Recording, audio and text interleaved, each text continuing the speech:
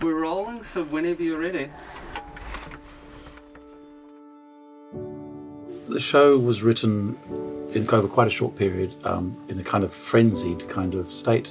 It was kind of like a gift, really, which I'm still very grateful for. It was obviously to do with Peter, my partner's death.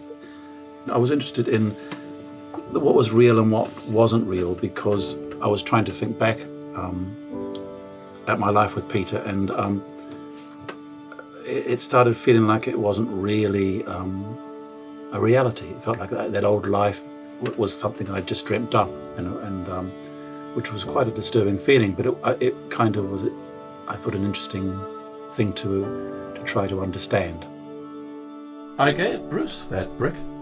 You gave him a brick as a present? Yeah, same as your brick. It was a symbol, I suppose. Symbol for what? Transformation.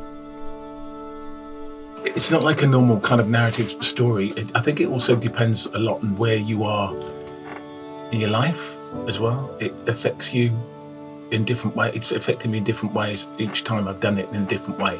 Mm-hmm. And it's one of those things that things become pertinent that weren't particularly before parts of the play.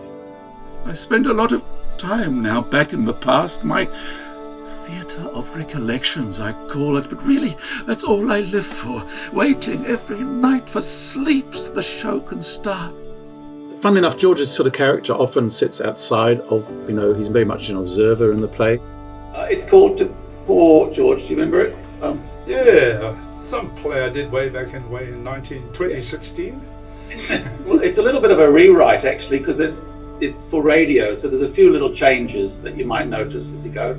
I've been in Australia since we did this play at Te Pō, and I came over here to do Disney's Aladdin, and then they called me up for Harry Potter after 2 and a bit years with Aladdin. I thought, oh, it'd be a nice change.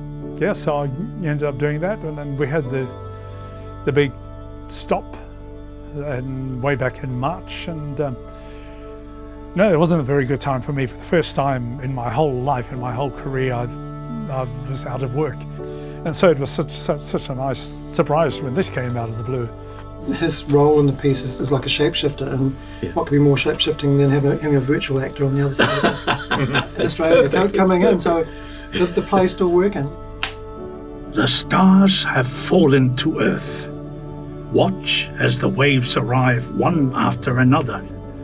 Ka rere noa mai, ka ngaro e tahi ki roto I te kirikiri, ko e tahi ka toia ki muri ki roto I ngā au kore mutunga, me ngā tai nunui o te moana nui a kiwa. Because I hadn't done the play for so long, I'd forgotten about how I thought to myself, goodness me, did I learn all this stuff? And it was an exciting play to do way back in 2016, I think it was. It wasn't until I read the stuff, Carl, this beautiful writing. And then it just reminded me of how wonderful the play was when we did it way back when it was a live stage production.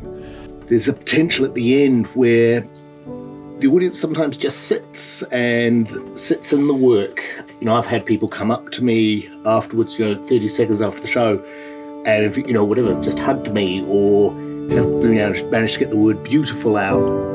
Time, I think, squeezes itself through a hole in your body, and the more time there is, the bigger the hole gets, and the faster time passes through, until all the time has gone, and there's only wind whistling through you, and you realize you're somewhere else.